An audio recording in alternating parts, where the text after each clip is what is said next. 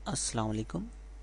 आज हम नया लेक्चर है, इसमें हम एग्जाम्पल ही सॉल्व करेंगे और पिछले लेक्चर की ही ये एक सिलसिला है। Write a program to display numerical 1 to 10 in words.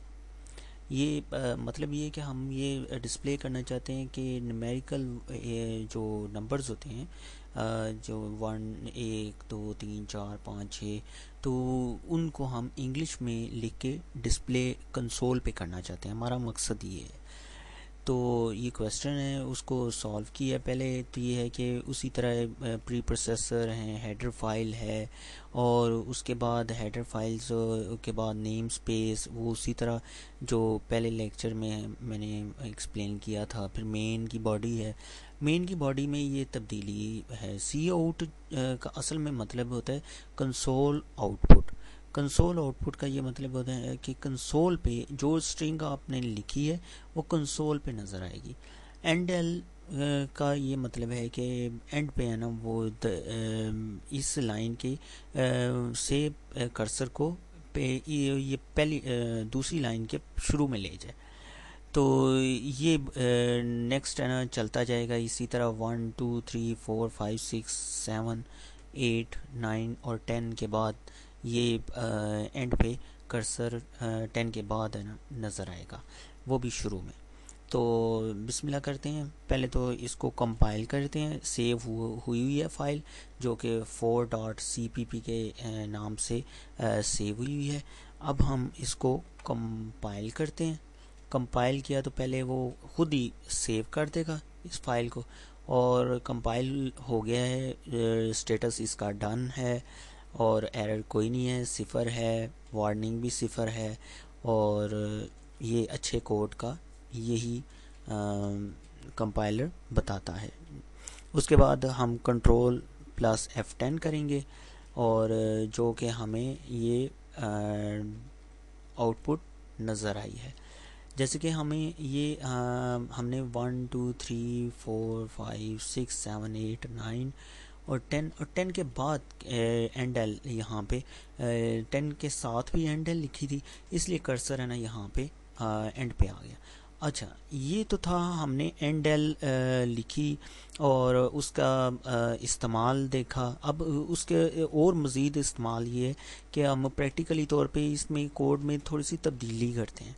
और तब्दीली ये कि इस कर्सर को, जो ये मैं कर्सर को ऊपर लेके जा रहा हूँ, यहाँ पे मैंने ये 2 के बाद ये जो सिंबल है और उसके बाद एंडल है, ये मैंने इसको रिमूव कर दिया। असल में एंडल को रिमूव किया और सेमीकोलन ये एंड ऑफ इंस्ट्रक्शंस को डिफाइन करती है, जो कि एक इंस्ट्रक्शंस का ये इंस्ट्रक्शंस है, प्रोग्राम्स की इंस्ट्रक्शंस हैं। ये एक लाइन जो ये वाली है, ये एक इंस्ट्रक्शंस है, ये सी आउट तक, और ये एग्जीक्यूट होगी फिर नेक्स्ट नेक्स्ट चलते चलते कंपाइलर एंड तक, रिटर्न तक, और उसके बाद एंड यहाँ पे ये जो उसकी एंड बॉडी मेन की है यहाँ तक पहुँचता है।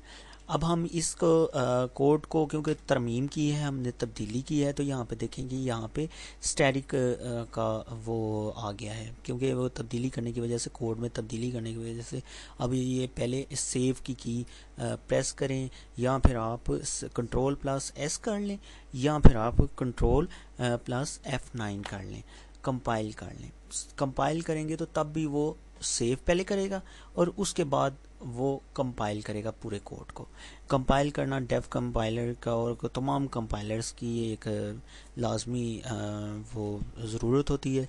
अच्छा, इसमें ये है कि स्टेटस जो है वो डन है और एरर जो है वो 0 है, वार्निंग भी 0 है, यानी कि कोड बिल्कुल ठीक है, एरर से, तमाम एरर से पाक है।